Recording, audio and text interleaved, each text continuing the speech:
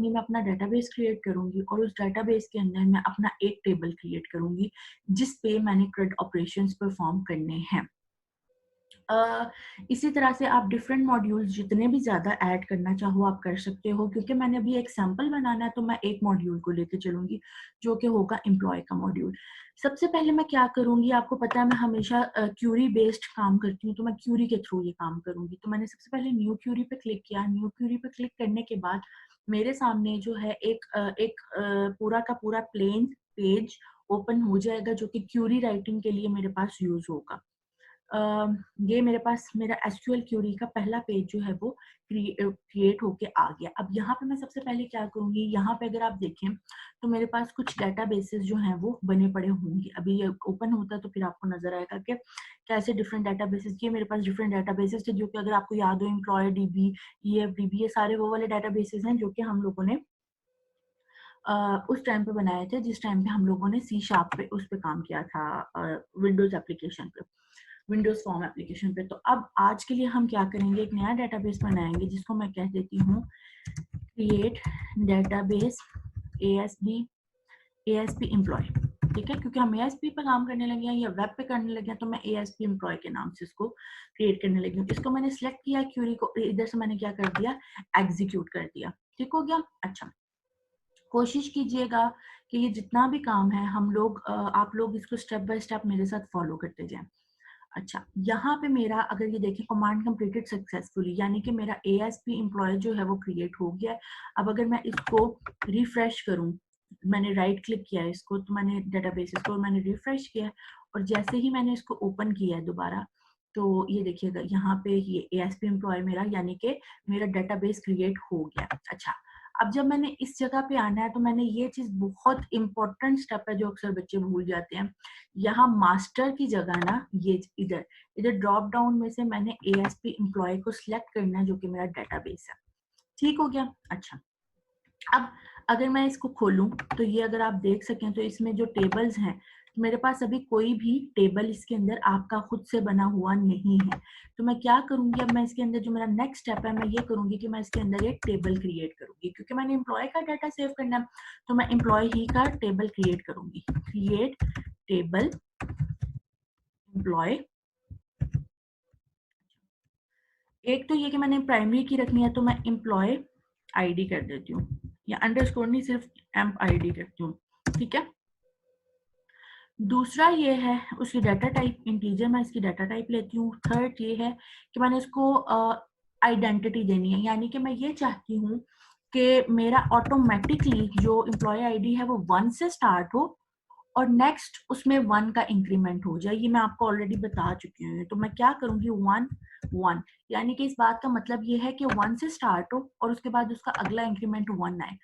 अगर मैं यहाँ पे 1 और 2 कर देती तो फिर स्टार्ट ही 1 से होता और फिर अगला इंक्रीमेंट होता 2 का, यानी कि 1 फिर 3 फिर 5 इस तरह होता। अगर मैं 3 कर देती तो फिर 1 और फिर 4 और फिर उस हिसाब से आगे चलता जाता। तो ये आपने खुद डिसाइड करना होता है। तो मैं क्योंकि 1 से स्टार्ट करवाना चाह रही हूँ और मैं ये चाह रही हूँ कि आगे 1 के बाद 2 आए 3 आए, तो मैंने इसको आइडेंटिटी में 1 और 1 पास कर दिया।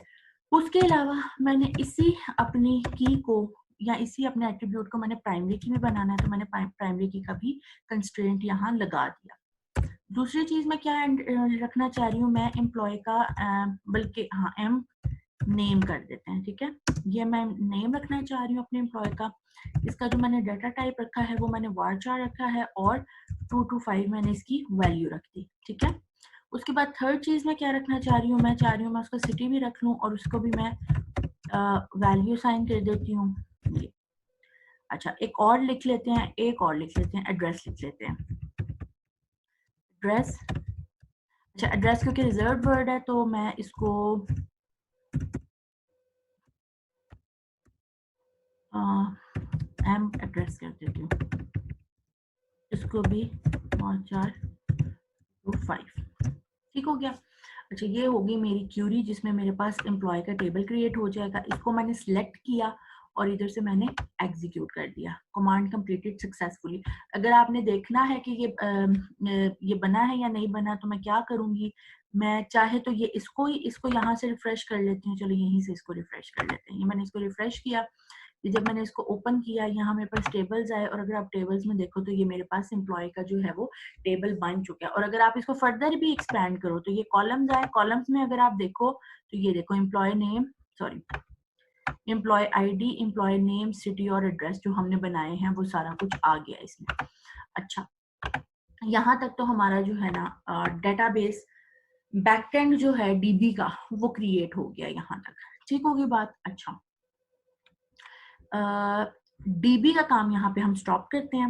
मैं आपको नेक्स्ट वीडियो में बताती हूँ कि फिर हम लोगों ने फ्रंट एंड और ASP.NET वगैरह, मतलब प्रोजेक्ट क्रिएशन और फिर उसके बाद फ्रंट एंड और वो सब कुछ, वो हम देखते हैं इसके बाद। नेक्स्ट वीडियो देखें इसके लिए ना आप अभी। तो थैंक यू।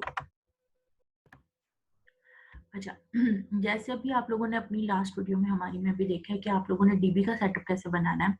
डीबी का सेटअप हमने बना लिया, अब हमने उसको साइड पे किया। अब हमारा जो नेक्स्ट सेटअप है वो हमारा होगा माइक्रोसॉफ्ट, ये जो है MS विजुअल स्टूडियो जो है, हमने अब उसमें सेटअप अपना एप्लीकेशन का कैसे बनाना है।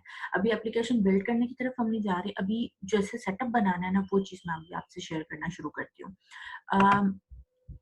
MVC के बारे में मैं थोड़ा सा पहले आपको गाइड करूंगी और फिर उसके बाद हम लोग देखेंगे। सबसे पहले मैं क्या करती हूँ, मैं फाइल्स में जाती हूँ। जैसे हम लोग एक प्रोजेक्ट अपना बनाते हैं, आप लोगों को अब तक तो ये आइडिया हो चुका है। मैं इसमें जाके न्यू में जाके प्रोजेक्ट को सिलेक्ट करती हूँ, और जैसे मैं प्रोजेक्ट को सिलेक्ट करूंगी तो मेरे पास अभी आपके सामने डिफरेंट ऑप्शन आएंगे जिसमें से मैं कोई भी ऑप्शन सिलेक्ट कर सकती हूँ। लेकिन क्योंकि हम लोगों ने ASP पे काम करना है और साथ यानी कि ये विजुअल C# में वेब पे जाके, और यहाँ पे आपने ASP.NET का एम्प्टी वेब एप्लीकेशन जो सी है वो सिलेक्ट कर लेना है। यहाँ पे मैं क्या देती हूँ कि मेरे प्रोजेक्ट का नाम ASP एम्प्लॉय है, ठीक है, और इसको मैंने ओके कर दिया। अच्छा, जैसे ही मैंने इसको ओके किया तो उसके बाद मेरे पास होगा क्या, यहाँ पे क्रिएटिंग प्रोजेक्ट तो आ रहा है, लेकिन उसके साथ साथ जो मेरे पास एक नेक्स्ट ऑप्शन आएगा, ये खत्म हो तो मैं आपको दिखाती हूँ। मेरे पास इसके बाद एक जो अगली विंडो ओपन होगी उसमें ये मुझसे ये पूछेगा कि मैं कौन सी टाइप का प्रोजेक्ट बनाना चाह रही हूँ।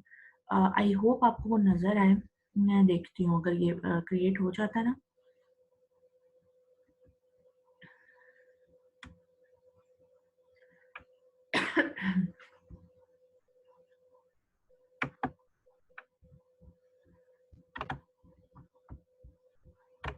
एक मिनट, ये ना क्रिएट होता है ना तो फिर मैं आपको बताती हूँ। एक सेकेंड रुकिएगा जरा।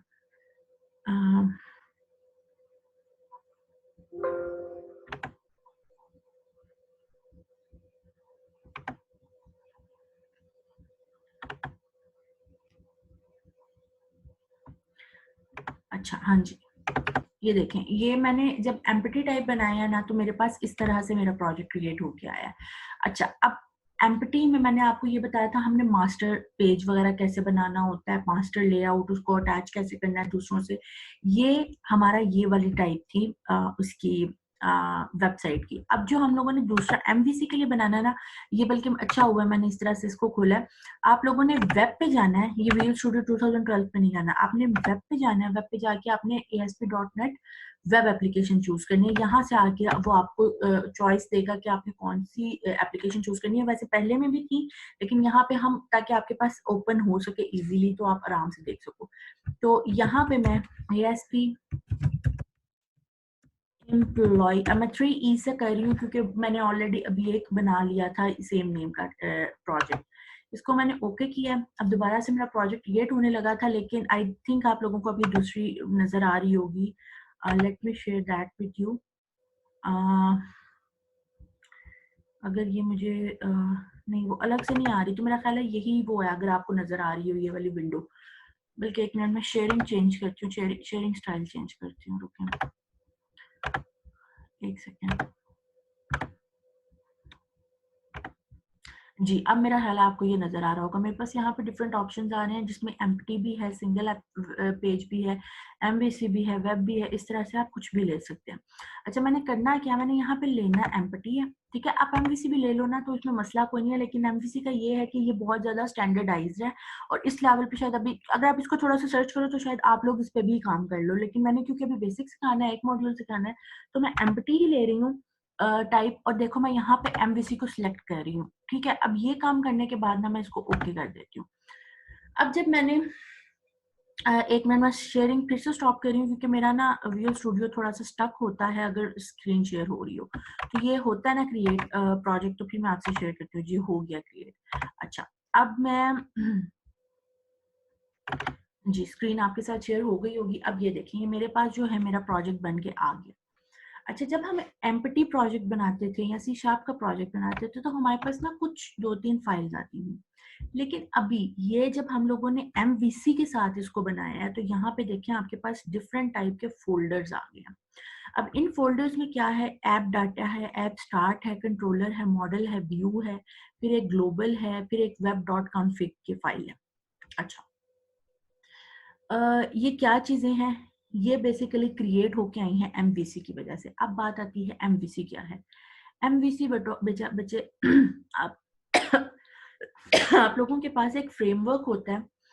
अब फ्रेमवर्क का मतलब यहाँ पे क्या है, फ्रेमवर्क का मतलब मेरा ये है कि अभी आप क्या करते हो, आप प्रोजेक्ट क्रिएट करते हो, आपके पास रैंडमली फाइल्स आप लोग क्रिएट करते जाते हो, इधर क्लिक करते हो, ऐड करते हो, क्लास ऐड, ये यहाँ से आप ऐड का ऑप्शन देते हो, और जब आपके पास ये क्लास आती है आप क्लास ऐड करते हो और आप उस क्लास के ऊपर जो है ना काम करना शुरू कर देते हो। MVC आपको ऐसा करना अलाउ नहीं करता। MVC क्या करता है, MVC कहता है भाई गंद नहीं डालना, यानी कि ये नहीं करना कि जो भी क्लास है उसको बस डालते जाओ, प्रोजेक्ट में डालते जाओ, नहीं। MVC ये करता है, MVC आपको 3 फोल्डर्स या 3 लेयर्स बना देता है। ठीक है, 3 लेयर्स का नाम आप इसको दे सकते हो, 3 लेयर्स बना देता है। अब इस लेयरिंग का मतलब क्या, इस लेयरिंग का मतलब ये है, एक है उसमें मॉडल, एक है उसमें व्यू और एक है उसमें कंट्रोलर। ठीक है। अच्छा, अब इनका क्या काम है, अब इनका काम कुछ यूं है। हमारे पास ये देखें, हमारे पास होता क्या है और ये, ठीक है। अच्छा, अब ये हमारे पास क्या है, ये है हमारे पास जी व्यू, ये है हमारे पास कंट्रोलर, और ये है हमारे पास मॉडल। हमारे पास होता क्या है, जब हमारे पास यूजर एक्सेस करता है वो उसके सामने फ्रंट एंड खुलता है, यानी कि ये वाला व्यू खुलता है। इस व्यू पे हमारे पास जो यूजर होता है वो कोई भी रिक्वेस्ट करता है, कुछ भी, मसलन फॉर एग्जांपल उसने कुछ सर्च करना है, ठीक है, तो वो रिक्वेस्ट करता है मॉडल को, ये कंट्रोलर को। कंट्रोलर क्या करता है, कंट्रोलर के पास ना बेसिकली बिजनेस लॉजिक होती है। बिजनेस लॉजिक का मतलब ये है कि अगर आपने डेटाबेस से कनेक्ट होना है, अगर आपने मॉडल देखना है कि मॉडल में कौन कौन से एट्रीब्यूट्स हैं, आपने ये देखना है उसको डिस्प्ले कैसे करना है, सर्च का फंक्शन किधर है, ये सारी डायरेक्शंस आपको कंट्रोलर दे रहा होता है। जितने फंक्शंस आपने कॉल करने होते हैं ना, वो कॉलिंग बेसिकली कंट्रोलर में हो रही होती है।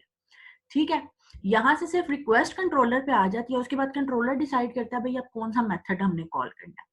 ठीक हो गया।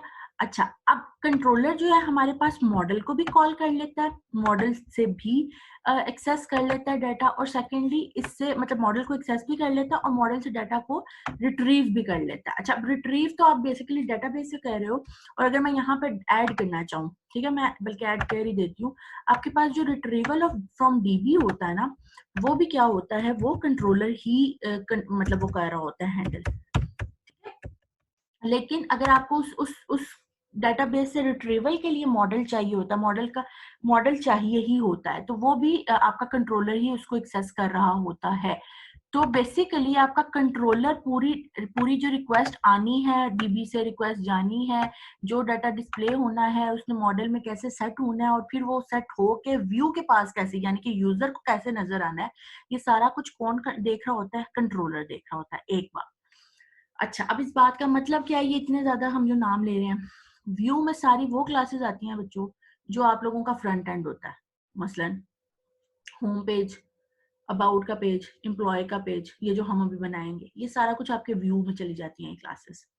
फिर मॉडल में हमारी वो क्लासेस होती हैं जिसके अंदर हम लोग एट्रीब्यूट्स डिफाइन कर रहे होते हैं और गेट स्टेटस डिफाइन कर रहे होते हैं। जैसे अभी के केस में हमारे पास क्या होगा, एम्प्लॉय। ठीक है। On the other hand database हमारे पास क्या होता है, जिसके अंदर हमारा डाटा सेव हो रहा होता है, जो कि हमारे केस में क्या हो जाएगा, MS SQL। मेन पार्ट आता है कंट्रोलर का। कंट्रोलर क्या होगा, कंट्रोलर बेसिकली हमारी वो क्लासेस होंगी जो डायरेक्ट कर रही होंगी कि भाई व्यू ने ये रिक्वेस्ट की है, मॉडल को यूज करते हुए डेटाबेस से उसको रिट्रीव करना है और फिर उसको मॉडल के हिसाब से सेट करके व्यू में लेके जाना है वापस। ठीक है, ये जो सारा काम है ना, ये जो पूरा फ्लो है, ये हमारे कंट्रोलर की क्लासेस बना रही होती है।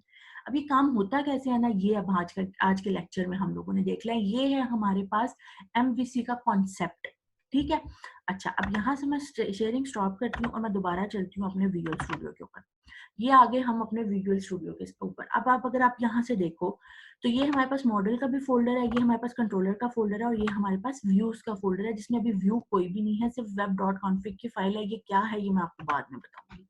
अच्छा सबसे पहले अब हम क्या करेंगे, सबसे पहले हमने डेटाबेस कनेक्ट करनी है अपनी ऑब्वियसली इंपोर्ट, बल्कि ऐसा करते हैं यहाँ तक स्टॉप करते हैं।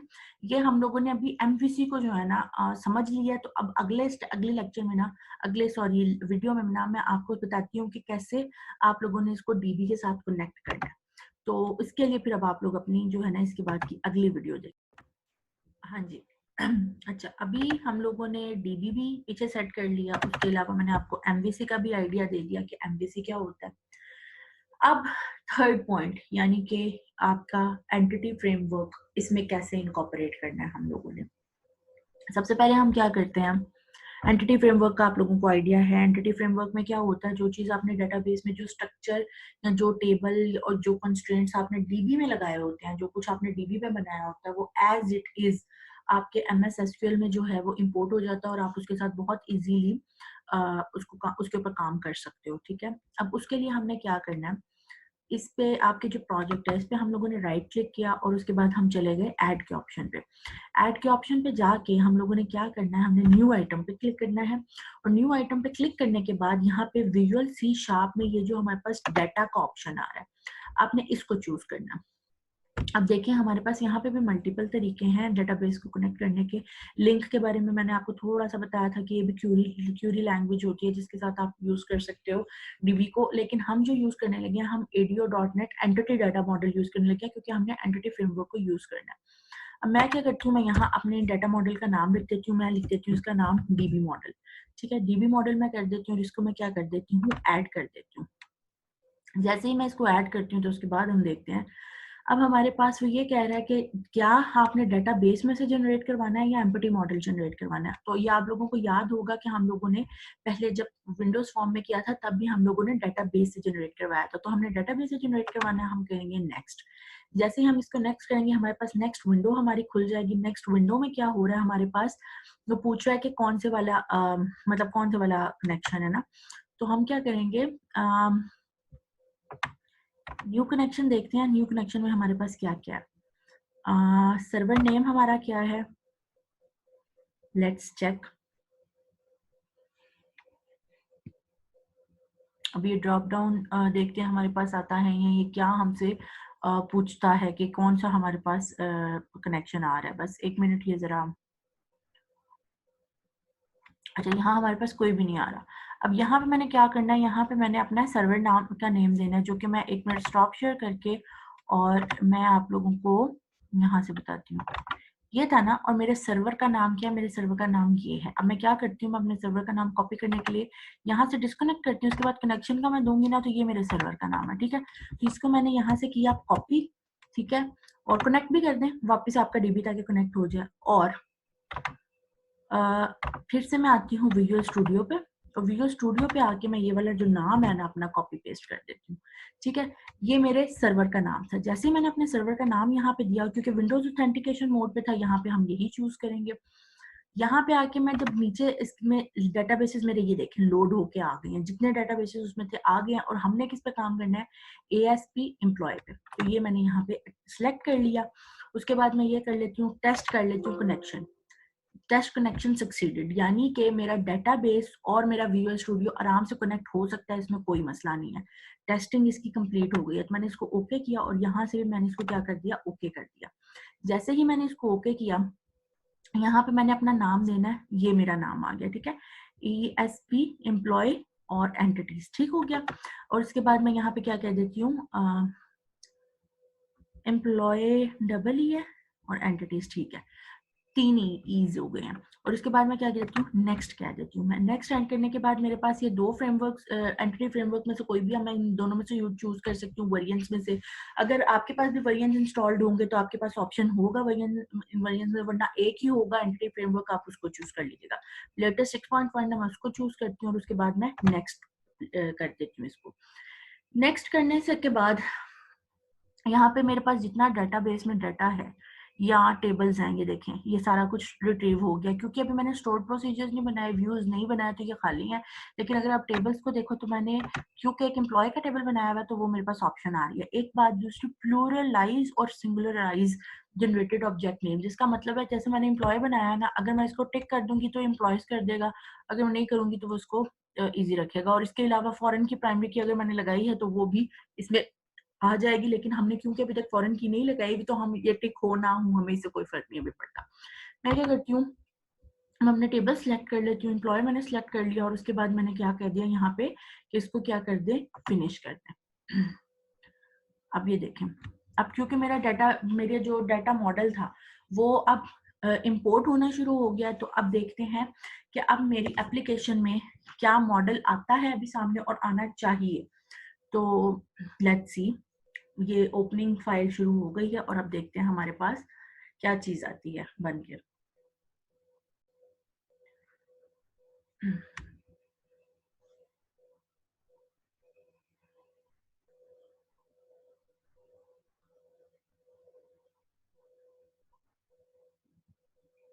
ये ना मैं स्टॉप शेयर करती हूँ क्योंकि ये चलें हो गया, ऐसे ही हो गया। अच्छा, अब इसने इधर, हाँ इन्होंने क्या क्या, running this template can potentially harm your computer, do you want to, ये शायद आपके पे ना भी आए, कोई मसला नहीं है। तो मैं ओके करती हूँ क्योंकि मुझे इस टेम्पलेट को रन करने में कोई मसला नहीं है, तो मैंने इसको ओके कर दिया। और रेफरेंसेस को भी चलें वो मैं बाद में क्लोज करती हूँ। ये देखें, एक चीज यहाँ पे देख लें, type get help entity framework to see all the availability, तो all the available entity framework commands, यानी कि मेरे पास ऑलरेडी है ये चीज। इसको मैं कह देती हूँ डोंट शो दिस और ओके मैंने कर दिया। ये हो सकता है आपको ये वाले एरर्स आए, हो सकता है ये वाले मतलब वार्निंग्स आएंगी, हो सकता है ये आपके पास आए, हो सकता है ना आए, तो दोनों केसेस हो सकते हैं, तो इसमें कोई मसला नहीं है।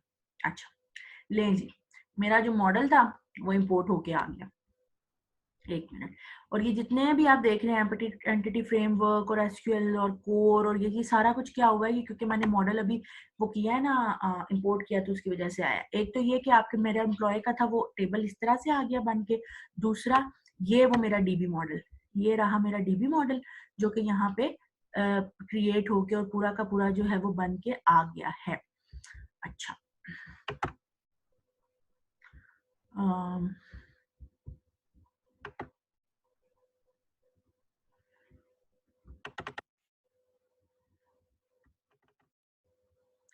अच्छा, और ये मेरा बिल्कुल जो डीबी मॉडल में, यानी कि जो ये जो मेरा एम्प्लॉय का टेबल था उसके कॉरिस्पॉन्डिंग में मेरे पास ये मेरी क्लास बन गई है एम्प्लॉय की, जिसमें उसके गेटर सेटर्स भी आ गए हैं। अब हुआ क्या है, मेरा एंटिटी फ्रेमवर्क की वजह से विजुअल स्टूडियो और डेटाबेस का आपस में जो है वो कनेक्शन क्रिएट हो गया है। अब इसमें आगे हम लोगों ने फर्दर काम कैसे करना है, कंट्रोलर कैसे यूज हमने करना है, अब ये चीज हम लोगों ने देखनी है। तो इसको हम फिर आप अगली जो उनकी है ना वीडियो में देखते हैं कि ये किस तरीके से हम लोग कर सकते हैं इसको कनेक्ट। हाँ जी, अच्छा। डेटाबेस बन गया, उसके बाद हम लोगों ने एमवीसी की एक एप्लीकेशन क्रिएट कर ली, लेयरिंग उसमें कर ली। उसके बाद अब जो हमारा नेक्स्ट स्टेप था, हमने एंटिटी फ्रेमवर्क के थ्रू अपना डेटाबेस भी कनेक्ट कर दिया और उसका डेटाबेस का मॉडल भी जो है वो फेच कर लिया डेटाबेस से, और इससे इस वजह से हमारा MS SQL और हमारा विजुअल स्टूडियो जो है वो कनेक्ट हो गया है हमारी एक सैम्पल एप्लीकेशन के लिए जो कि एम्प्लॉय की थी। अब नेक्स्ट हम देखते हैं उसमें क्या है। मैंने आप लोगों को एक चीज जो बताई थी वो ये था कि ये मॉडल में ना आपके बेसिकली ये जो मॉडल क्लास है ना, ये वाली, ये एम्प्लॉय की उसमें होनी चाहिए। अब बाय डिफॉल्ट ये बाहर आ गई है, तो अभी मैं इसको नहीं छेड़ रही क्योंकि मेरी फिर वरना उसकी सेटिंग जो है ना वो खराब हो जाएगी फिलहाल प्रोजेक्ट की, तो इसको मैं फिलहाल बाहर रहने देती हूँ। लेकिन बाय लॉ जो आपका ये जो एम्प्लॉय की मॉडल क्लास है ना, इसको आपके इस मॉडल के अंदर होना चाहिए। और इस तरह अगर आपकी 10 क्लासेस हैं तो वो 10 की 10 जो सी हैं वो मॉडल के अंदर होनी चाहिए। अच्छा, ये तो हो गई बात। अच्छा, अब मैंने नेक्स्ट क्या करना है, सबसे पहले मैंने ये करना है कि क्योंकि मैंने अपनी एप्लीकेशन के अंदर पूरा एक डाटा मॉडल जो है वो इंपोर्ट किया है डेटाबेस में से, तो सबसे पहले तो मैंने अपनी एप्लीकेशन जो सी है ना वो बिल्ड करनी है, ताकि अगर कोई एरर है तो हमें पता चल जाए। तो ये मैंने बिल्ड सोल्यूशन किया, और जैसे मैंने बिल्ड सोल्यूशन किया तो देखिए नीचे बिल्ड सोल्यूशन स्टार्ट हो गया, और अभी मेरे पास इसके जो वो है बिल्डिंग के बाद आएगा सक्सेस या फेलियर जो भी होगा वो हमारे पास आएगा। और अभी ये क्योंकि बिल्डिंग चल रही है तो अभी हम देख रहे हैं, लेट्स सी कितना टाइम ये लेता है बिल्ड करने में। ये बिल्ड हो जाए फिर उसके बाद हम लोगों ने ये करना है, ये यहाँ पे इस पॉइंट पे बिल्ड करना जरूरी है। ये देखिए मेरी पहली बिल्ड जो है वो सक्सीड होगी और फेल्ड नहीं हुई। बिल्ड करना इस वजह से जरूरी है यहाँ पे क्योंकि आप लोगों ने एक नया डाटा मॉडल जो है वो इसके अंदर ऐड किया। अच्छा, अब आपने नेक्स्ट स्टेप क्या करना है, अब आप लोगों का एक बहुत इंपॉर्टेंट स्टेप है, और यहाँ इसका मैजिक एक तरह से देखिएगा, वो ये है कि आप देखें कि आपका कोड कितनी जल्दी ऑटो जनरेट होता है और आप लोगों को कितना इजी हो जाता है ये काम करना। मैंने कंट्रोलर पे राइट क्लिक किया और यहाँ पे आके मैंने ऐड के ऊपर जाके चलें कंट्रोलर पे चले जाती हूँ। ऐड पे जाके मैंने न्यू कंट्रोलर के ऊपर ऐड किया। अब यहाँ पे देखिए मेरे पास डिफरेंट कंट्रोलर्स आ रहे हैं जिसमें से मैंने कोई एक सिलेक्ट करना है। मैंने कौन सा सिलेक्ट करना है ये आपने ध्यान से देखना है। मैंने MVC5 controller with views using entity framework, मैंने ये वाला कंट्रोलर जो है अपना इस वक्त यूज करना है क्योंकि हम इसके साथ काम करने लगे हैं। इसको मैंने सिलेक्ट किया, यहाँ पे इसकी वो भी आ रही है पूरी ना डिस्क्रिप्शन आ रही है। इसको मैंने ऐड किया। अब ये देखें सबसे पहले वो मुझसे पूछ रहा है कि कंट्रोलर का आपने नाम क्या रखना है। हम इसको नाम दे देते हैं एम्प्लॉय कंट्रोलर ही दे देते हैं हम इसका नाम, ठीक है। इसके अलावा मॉडल क्लास कौन सी होगी, इसके अंदर हमारे पास ये वाली एम्प्लॉय की क्लास होगी, ये वाली जिसको हमने मॉडल मतलब आप अब ये देखें कि यहाँ पे मुझसे पूछ रहा है कि भाई ये वाला तो कंट्रोलर है, ठीक है, एम्प्लॉय का मेरे पास कंट्रोलर तो है, लेकिन इसने किसके साथ कौन सी मॉडल क्लास के साथ लिंक होना है। तो ये देखिए मैंने उसको बताया कि भाई इस स्पेसिफिक कंट्रोलर ने एम्प्लॉय की क्लास के साथ लिंक होना है। अगर सपोज एम्प्लॉय के अलावा मेरे पास आइटम्स होते या प्रोडक्ट्स होती तो फिर प्रोडक्ट का अलग कंट्रोलर बनता और उसने लिंक किसके साथ होना था, प्रोडक्ट की क्लास के साथ। इसलिए अगर आपके पास मल्टीपल मॉडल्स हैं तो मल्टीपल ही कंट्रोलर्स भी होंगे और वो अपने अपने मॉडल के साथ लिंक्ड होंगे। अच्छा, यहाँ पे मेरे पास उसने ये चीजें बताई हुई है कि क्या क्या चीजें जो सी हैं वो जनरेट हो सकती हैं। व्यूज जनरेट हो सकते हैं, आप लोग डेटाबेस पढ़ चुके हो, आपको पता है व्यूज क्या है। जनरेट व्यूज में एक जो चीज है वो ये है कि आप लोगों की जो फ्रंट एंड है ना, ये उसकी जनरेशन की बात कर रहा है कि वो भी जनरेट हो जाता है। और वैसे डीबी के व्यूज के मैं वैसे बात कर रही हूँ कि आपको पता है व्यूज क्या होते हैं। यहाँ पे स्पेसिफिकली जो फ्रंट एंड है आपका, उसमें जो बेसिक सी रिक्वायरमेंट्स हैं उसके लिए जो आपकी फाइल्स हैं वो जनरेट करने की बात कर रहे हैं। इसके अलावा अगर कोई लाइब्रेरीज रिक्वायर्ड हैं तो वो भी हो जाएंगी जनरेट। और पेज लेआउट का मतलब ये है कि जैसे आप लोगों का मास्टर लेआउट के बारे में मैं आप लोगों को बता चुकी हूँ, तो ये चीज मास्टर लेआउट को जो है वो मास्टर पेज के बारे में लेआउट पेज का मतलब होता है मास्टर पेज के बारे में वो कह रहा है कि क्या ये भी आपने जनरेट करवाना है। और उसके बाद आपने ये सारा कर लिया और उसके बाद यहाँ पे मैंने सॉरी डाटा कॉन्टेक्स्ट क्लास नहीं थी दी, ये मैंने अपनी डाटा कॉन्टेक्स्ट क्लास भी दे दी, यानी कि ये मेरा डाटा मॉडल है जिसको मैंने यूज किया था। अगर आपने पिछली वीडियो में देखा हो तो ये भी मैंने कर दिया। और उसके बाद मैंने क्या कर दिया, इसको मैंने ऐड किया। तो मेरा जो है ये देखिएगा अभी यहाँ पे ऑटोमेटिकली कंट्रोलर बन के आ जाएगा। ये अब प्रोसेस हो रहा है और मेरा कंट्रोलर जनरेट हो रहा है।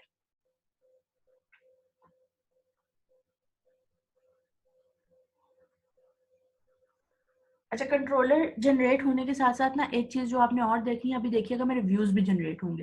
हालांकि मेरे पास पहले व्यूज नहीं थे, वो एक आधा वो web.config की फाइल थी व्यूज के अंदर, मैंने पिछली वीडियो में भी आपको दिखाया है। लेकिन अभी ये जिस वक्त हो जाएगी प्रोसेस कंप्लीट तो फिर देखिएगा इसी के अंदर व्यूज भी जनरेट होंगे।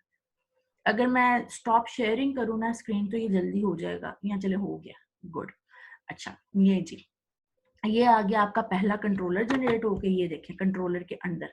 और ये रहे आपके व्यूज, ये देखें create, delete, details, edit, index, सारे व्यूज आपके जो से हैं वो जनरेट होके आ गए हैं। व्यूज पे हम बाद में जाते हैं, एम्प्लॉय से रिलेटेड जितने भी थे ना वो आ गए हैं। बाकी हम उस पर बाद में जाते हैं। पहले हम आते हैं कंट्रोलर पे। कंट्रोलर आपने थोड़ा समझना है, कंट्रोलर समझें और ये देखें कि कितना आपकी जिंदगी आसान हो गई है कि सारा काम ही कंट्रोलर ने खुद ही कर दिया। इसका सिर्फ अब आपको कोड समझने की जरूरत है। कोड आपने कैसे समझना है, आधे से ज्यादा कोड आप लोगों को ऑलरेडी इस वजह से पता है क्योंकि हम लोगों ने एंटिटी फ्रेमवर्क किया था उसमें सी शार्प में, मतलब विंडोज एप्लीकेशन में। अब अगर हम इसमें देखें तो इसमें हमारे पास हो क्या रहा है, एम्प्लॉय कंट्रोलर जो कि हमारा कंट्रोलर से इनहेरिटेड है, यानी कि कंट्रोलर के जितने भी हमारे पास प्रॉपर्टीज हैं वो एम्प्लॉय कंट्रोलर में जो कि इसका चाइल्ड है इसमें आ रही है, यानी कि ये आपके सामने है। ठीक है, कंट्रोलर का कंट्रोलर हमारे पास पेरेंट क्लास है और एम्प्लॉय कंट्रोलर जो है हमारे पास चाइल्ड क्लास है। उसके बाद हम लोगों के पास ये जो एम्प्लॉय एंटिटीज के नाम से जो हम लोगों का डीबी मॉडल था उसकी हम लोगों ने ये, अगर आपको याद हो ना, जब मैंने आपको फर्स्ट टाइम काम करवाया था तब मैंने आपको ये सारा कुछ टाइप करवाया था। ठीक है, इस दफा मैंने आपको ऑटो जनरेट करवाया क्योंकि काफी चीजें आपको ऑलरेडी पता है इसके अंदर। तो हमने ये जो मॉडल अपना लिया था डीबी का, उसका मैंने एक अपना इंस्टेंस वो सॉरी ऑब्जेक्ट क्रिएट कर लिया और उसके बाद अब आए आगे। अच्छा, एक्शन रिजल्ट, सबसे पहले तो ये देखें कि आप लोगों के पास जो एक्शन रिजल्ट है ना, एक्शन रिजल्ट बेसिकली आपको ये बता रहा है कि आप अपने ASP के पेज के ऊपर करने क्या लगे हो। अब इसमें डिफरेंट आपके पास मेथड्स हैं। फॉर एग्जांपल ये मेरे पास इंडेक्स का जो मेथड है ना वो है। अब ये मुझे इंडेक्स का मेथड मुझे क्या बता रहा है कि आप ये जैसे ही कॉल होगा, इंडेक्स का जो पेज है मेरे पास, तो मतलब इंडेक्स का जो मेथड है मेरे पास, ये जैसे ही कॉल होगा तो मैं मुझे होगा क्या, जितने आपके एम्प्लॉयज है ना उनकी पूरी लिस्ट जो है वो डिस्प्ले हो जाएगी, व्यू जो है ना उसका रिटर्न हो जाएगा और पूरी की पूरी लिस्ट जो है वो डिस्प्ले हो जाएगी। ये कहाँ कॉल हो रहा है, कैसे कॉल हो रहा है, ये अभी हमने देखना है, लेकिन बस ये समझ लें कि अभी ये वाला कर क्या रहा है, ये वाला मेथड कर क्या रहा है, ये आपके जितने भी एम्प्लॉयज है ना उनको डिस्प्ले कर रहा है। ये हो गया। दूसरा हमारे पास हमारा दूसरा जो आया है मेथड, इसमें क्या है, इसमें डिटेल्स है। डिटेल्स है किस तरह से डिटेल्स हैं, किसी आईडी के अगेंस्ट। पहले वाले में, इंडेक्स वाले में क्या थी, पूरा का पूरा टेबल था, यानी कि पूरी की पूरी लिस्ट थी, अगर 10 एम्प्लॉय हैं तो 10 के 10 आ रहे थे। लेकिन डिटेल्स में क्या है, कोई स्पेसिफिक एक एम्प्लॉय, फॉर एग्जांपल उसकी आईडी जो है 2 है, तो 2 पे आईडी जो एम्प्लॉय है ना, ये उससे रिलेटेड डिटेल्स है। अच्छा, जब आपने ये कॉल करना है, होना क्या है, सबसे पहले जो आपने आईडी दी है ना वो पहले ये चेक होनी है कि कहीं ये आईडी नल तो नहीं है, कि यानी कि ये आईडी एग्जिस्ट ही नहीं करती और आप इस पर सर्च कर रहे हो। अगर तो ऐसा हो जाता है तो जो हमें स्टेटस रिटर्न होता है ना वो ये होता है कि भाई ये तो बैड रिक्वेस्ट है, यानी कि ऐसा तो कुछ एग्जिस्ट करता ही नहीं है। लेकिन अगर ऐसा नहीं होता और वो आईडी जो है वो एग्जिस्ट करती है, नल मतलब नल नहीं है। अच्छा, यहाँ पे ये है कि नल ना हो, आपको डीबी आप पढ़ चुके हो, आपको नल और जीरो की वैल्यूज का डिफरेंस पता है। ठीक है, तो नल है तो वो उसी वक्त कर देगा कि बैड रिक्वेस्ट है, लेकिन नल नहीं है तो वो क्या करेगा, वो पहले पूरा का पूरा जो आपका टेबल है उसमें सर्च करेगा उस स्पेसिफिक आईडी को। अगर तो अगर तो उसको कोई ऐसी आईडी मिलती है जो कि नहीं, बल्कि पहले है कि अगर उसको ऐसी आईडी, मसलन अगर 2 आपने सर्च किया लेकिन 2 एग्जिस्ट ही नहीं करता आपके डीबी में, तो यानी कि उसको जो यहाँ पे ये जो आपका एम्प्लॉय का ऑब्जेक्ट है ये एम्प्टी होगा, यानी कि नल होगा, सॉरी। तो आप क्या करोगे, पहले आप ये चेक कर लोगे कि अगर नल है ना तो भाई आप ये बता दोगे कि भाई मिला ही नहीं है, ये जो आपने आईडी दिया ये मिली नहीं। लेकिन अगर ऐसा हुआ है कि वो आईडी मिल गई है जो आपने बताया, तो ये क्या हो जाएगा, ये एम्प्लॉय के अंदर, यानी कि इस एम्प्लॉय के अंदर जो है वो डाटा जो है वो रख देगा और ये जो एम्प्लॉय है ना, ये बेसिकली आपके ये जो employee dot C S model class का जो है हमारा है ऑब्जेक्ट, अगर आपको याद हो तो ये जो एम्प्लॉय है ना ये हमारे यानी कि अगर आपका आपका आपको मिल जाती है ना, आपको वो मिल गया है स्पेसिफिक रिकॉर्ड उस आईडी का, तो क्या होगा, इस एम्प्लॉय के मॉडल के ऑब्जेक्ट में, ठीक है, एम्प्लॉय की जो मॉडल क्लास थी ना उसके ऑब्जेक्ट में आप उसको डिस्प्ले करवाने के लिए रखवा देते हो। ठीक है, अच्छा, उसके बाद फिर से तीसरा आया। अब इसमें क्या होता है, इसमें आप क्या करते हो, इसमें आप व्यू क्रिएट करते हो। व्यू क्रिएट करने का मतलब ही है कि आपने डिस्प्ले करवाना है उस चीज को, तो वो एक व्यू का जो है ना बस आप एक रिटर्न कर देते हो फंक्शन। अच्छा, इसके बाद पोस्ट होता क्या है, बेसिकली पोस्ट में ना आप सारे अपनी जो CRUD ऑपरेशन है ना बेसिकली इसमें बता रहे होते हो कि होने हैं। CRUD ऑपरेशन का वही मतलब कि ये जितने भी आपके क्रिएट, रीड, अपडेट, डिलीट, ये जितने भी ऑपरेशन है ना ये पोस्ट में होते हैं, और आप लोग पोस्ट और गेट कर चुके हो, जो कि आप लोगों ने भी, ये मुझे एक असाइनमेंट भी, एक एक्टिविटी भी दी थी करके सबमिट, तो ये बेसिकली वो ही वाला पोस्ट है। अच्छा, होता क्या है,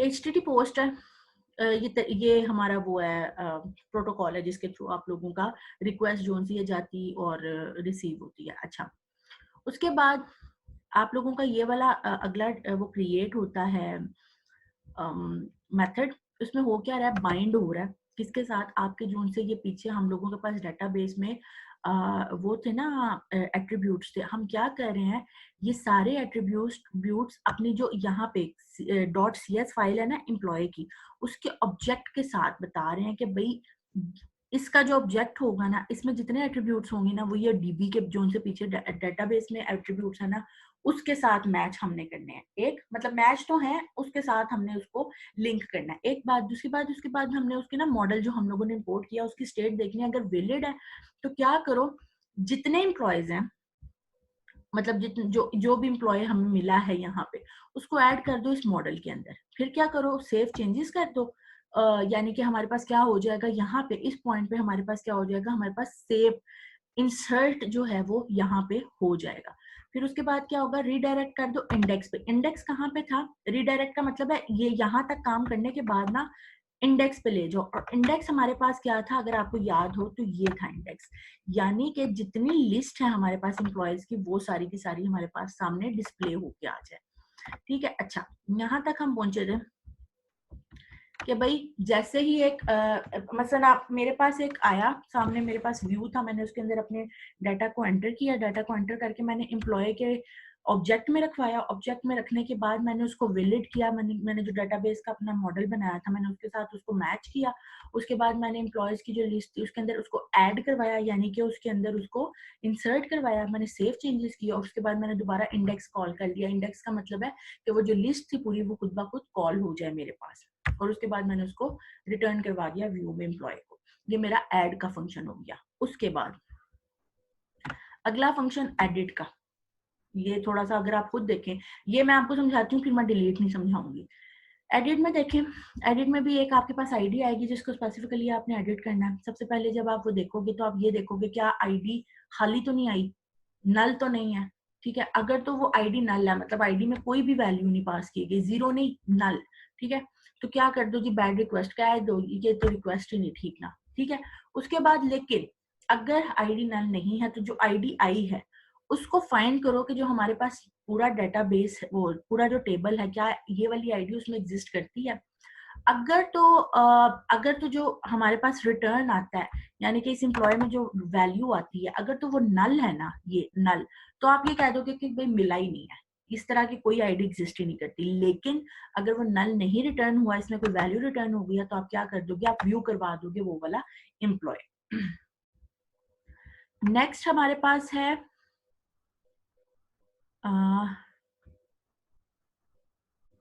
अच्छा, ये सर्च होके आ रहा था ना, ये एडिट में अभी तक सर्च होके आ रहा था। अब यहाँ पे उस एडिट में आपने क्या करना है, उसमें आपने जो अपडेशन करनी है, ये बेसिकली वो है। उसी तरह से जैसे हमने ऐड में किया था, सारा कुछ जो पीछे डेटाबेस में जो एट्रीब्यूट्स थे उनको हमने मिला दिया है एम्प्लॉय डॉट सी एस वाली जो हमारी मॉडल क्लास थी उसके ऑब्जेक्ट में। उसके बाद हमने मॉडल की वैलिडिटी चेक किया कि जो हमने डाटा मॉडल क्रिएट किया हुआ है क्या वो वैलिड है। अगर वो वैलिड है तो उसको मॉडिफाई कर दो और उसके बाद सेव चेंजेस कर दो। सेव चेंजेस करने के बाद दोबारा से किस पे ले जाओ, इंडेक्स पे, यानी कि जो हमारे पास लिस्ट चल रही है उसी लिस्ट पे वापस ले जाओ। मैंने उस लिस्ट में से सिलेक्ट किया कि इसको एडिट करना है। उसके बाद उस एडिट के बाद जब मैंने वो कर लिया, फिर मैंने कहा बस ठीक है, सेव किया, तो जैसे ही मैंने सेव किया वो दोबारा उसी लिस्ट पे चला गया। तो ये मेरे पास तरीका है एडिट का। अब मैं डिलीट नहीं बताऊंगी, डिलीट बिल्कुल सेम इसी तरह डिलीट आप खुद देखेंगे। इसमें मैं सैंपल कोड जो है वो करने लगी हूँ अभी अपलोड इसके साथ साथ। ये आखिरी मेरे पास मेथड है डिस्पोज का। डिस्पोज क्या करता है, डिस्पोज का मतलब बस ये होता है कि डेटाबेस के जितने कनेक्शन आपने बनाए होते हैं ना, जिस वक्त आप एप्लीकेशन बंद करते हो उस वक्त डिस्पोज का फंक्शन कॉल हो जाता है और बेसिकली आपके कनेक्शन जो से हैं उसको क्लोज कर देता है डेटाबेस के साथ। अब आप ये देखो, ये था आपका कंट्रोलर एक मॉडल क्लास का। आपने कुछ भी नहीं किया, आपने सिर्फ डाटा मॉडल कॉल किया है और पूरा का पूरा कोड जो है खुद से जनरेट हो के कंट्रोलर का आपके सामने आ गया है। ये फायदा है हमें एंटिटी फ्रेमवर्क यूज करने का। अच्छा, इसके बाद अब मैं आप लोगों का ना को व्यूज के साथ काम करना भी थोड़ा सा सिखाती हूँ और फिर आगे चलते हैं। ठीक है, तो देखते हैं फिर इसको। अच्छा, हम लोगों ने कंट्रोलर भी देख लिया। अब जो लास्ट चीज, मतलब मॉडल तो हमने सबसे पहले देखा था, उसके बाद कंट्रोलर हम लोगों ने देखा कैसे ऑटो जनरेट हुआ और कितना फायदा हमें हुआ है। अब लास्ट जो चीज हम लोगों ने देखनी है वो हम लोगों ने देखनी है व्यूज। व्यू में आपको एक समझाऊंगी, बाकी आप लोगों ने खुद देखने हैं, बने होंगे, देखने हैं आपने, समझने खुद है। अच्छा, ये रहा आप लोगों का जो हम लोग अभी देख रहे थे आपका प्रोजेक्ट। कंट्रोलर को मैं ऐसा करती हूँ, बंद करती हूँ, ये हमने देख लिया। अब हम आते हैं व्यूज पे। ये रहे आपके व्यूज, इसको मैं थोड़ा सा नीचे करती हूँ। तो मैं व्यू पे आई हूँ। ये रहे मेरे एम्प्लॉय के स्पेसिफिक व्यूज। अगर इसी तरह आपके पास वो, जैसे मैंने पहले बोला था, प्रोडक्ट है, तो प्रोडक्ट के भी अलग से व्यूज बनेंगे।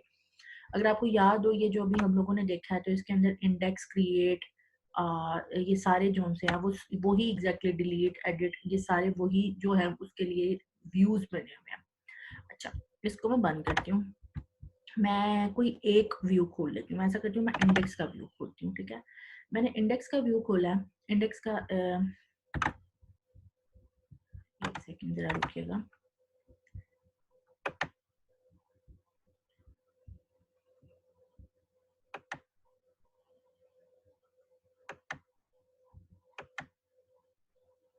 अच्छा, इंडेक्स का मैंने व्यू खोला है, तो मेरे पास क्या आया ये देखते हैं। एक तो आप लोगों को काफी हद तक ये समझ आ गई होगी कि ये टैबुलर फॉर्म में आया है। ठीक है, इंडेक्स हमारा सबसे ऊपर आएगा और ये हमारा टैबुलर फॉर्म में आएगा, और ये हमारा जो पेज होगा वही बेसिकली इंडेक्स कहलाएगा।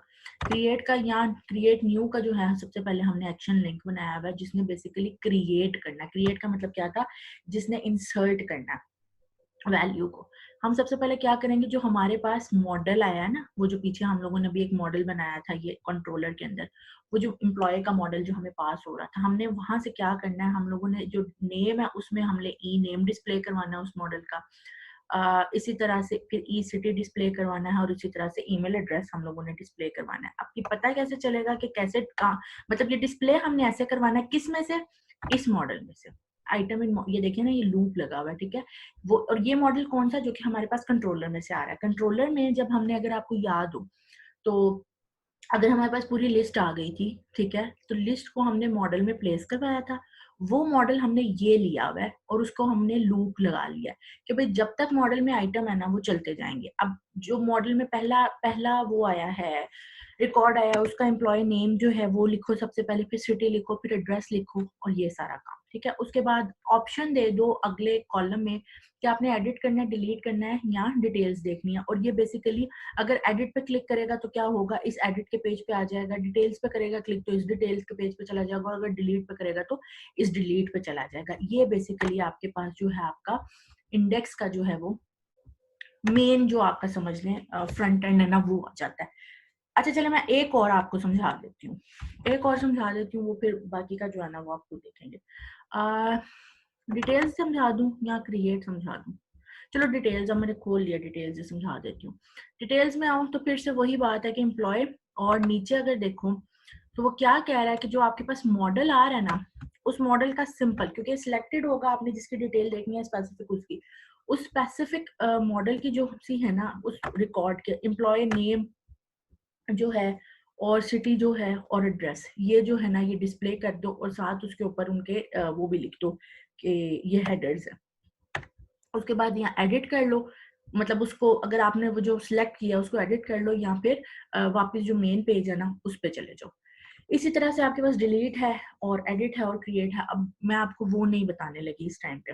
हाँ, एक पॉइंट मैंने आपको बहुत इंपॉर्टेंट बताना है, वो ये है कि अब आपने इनको कॉल कैसे करना है। और ज्यादातर जो है वो चीजें आपको ऑलरेडी जैसे बिल्ट इन बनी मिल रही है ना, इसी तरह से आपको ये एक चीज जो सी है वो बिल्ट इन बनी मिलेगी। और वो मैं आपको भी बताती हूँ कि क्या उसमें, सिर्फ आपने क्या करना है, आपने अपने कंट्रोलर को ना, सिर्फ अपने कंट्रोलर को वो डायरेक्शन देनी है। अब वो डायरेक्शन आपको आपको पता कैसे चलेगा कि आपका कंट्रोलर कौन सा है? वो ऐसे पता चलेगा कि मैं आपको बताती हूँ, ये हमारी जो फाइल है ना, इसमें ये देखिए, इसको मैं बंद कर रही हूँ। अब ये थोड़ा सा गौर से देखिएगा, ये भी मैंने व्यूज भी बंद कर दिए। ठीक है, उसके बाद मैंने क्या किया, यहाँ पे आपने जो चीज गौर से देखनी है वो ये देखनी है, ऐप स्टार्ट है ना, ऐप स्टार्ट खोलेंगे, इसके अंदर एक राउट कॉन्फ़िग के नाम से एक फाइल है, इसको खोलें। अच्छा, अब ये फाइल करती क्या है? बेसिकली ये फाइल आपको बताती है कि भाई एप्लीकेशन की जो कॉन्फ़िगरेशन है ना, उसमें आपने सबसे पहले जाके खोलना क्या, ठीक है? आप अपना ये देखो अपना पेज बता रहे हो डिफ़ॉल्ट, उसके बाद अपना यूआरएल बता रहे हो। इसी तरह से जो है आप अपना जो है वो डिफ़ॉल्ट कंट्रोलर वगैरह ये सारा कुछ आप अपना बता रहे हो, ये देखें ये सारा। अब यहाँ पे डिफ़ॉल्ट कंट्रोलर होम लिखा हुआ है, लेकिन हमारा डिफ़ॉल्ट कंट्रोलर होम नहीं होगा, हमारा एम्प्लॉयी से रिलेटेड है। मैंने अपना एक कंट्रोलर खोला है, इसी कंट्रोलर क्लास को मैंने खोला और ये था मेरा कंट्रोलर एम्प्लॉय, ठीक है? इसको मैंने कॉपी किया और यहाँ पे आके इस जगह पे होम की जगह पे मैंने एम्प्लॉय कर दिया, ठीक है? अब कंट्रोलर मेरा कौन सा कॉल होगा? एम्प्लॉय का। पेज मेरा कौन सा आएगा? इंडेक्स का। और ये आपने इसी तरह से ऑप्शनल रहने देना। अब मैं क्या करूंगी? मैं बिल्ड करूंगी अपनी एप्लीकेशन। ये मैं अपनी एप्लीकेशन दोबारा से क्या कर रही हूँ? बिल्ड कर रही हूँ। ये मेरी बिल्ड सक्सेसफुल हो गई है और मेरा जो फील्ड है वो 0 हो गया। अब इसके बाद हम ये बस आपकी एप्लीकेशन थी, ये कंप्लीट आप लोगों का एक मॉड्यूल जो है ना वो बन गया। एक चीज अब आपने ध्यान में रखनी है, ये मैंने आपको अब आप 10 मॉड्यूल्स भी बनाओगे ना तो वो इसी इसी उसके ऊपर चलने हैं। और मॉड्यूल्स अगर आप देखो तो अगर आप अब इस पूरे काम को देखो तो ये मैक्सिमम 30-35 मिनट का काम है सारा, ठीक है? अब क्योंकि आपने प्रोजेक्ट करना है तो प्रोजेक्ट मैंने आपको इतना सिंपल तो देना नहीं है। अब मेरी तरफ से मैंने आपको बाकी सारी रिक्वायरमेंट्स बता दी है मॉड्यूल्स की और वो सारा। अब आपने जो एक काम मेन करना है ना वो आपने ये करना है कि आपके पास मॉड्यूल एक तो इसमें तो एक मॉड्यूल बताया तो मॉड्यूल तो एक तो होने चाहिए 2-3 कम से कम क्योंकि ये आपकी रिक्वायरमेंट में था उसमें। एक बात, दूसरी बात ये आप लॉगिन भी बनाओ। लॉगिन बनाओगे ना तो वो एक डिफरेंट काम हो जाएगा और उस लॉगिन की वजह से आपको भी काम करना पड़ेगा अपने प्रोजेक्ट में, वरना तो ये बिल्कुल कॉपी पेस्टेड प्रोजेक्ट हो जाएगा। तो आप लोगों ने लॉगिन लाजमी बनाना है, बाकी आपने ये इस तरीके से काम जो है ना वो करना है।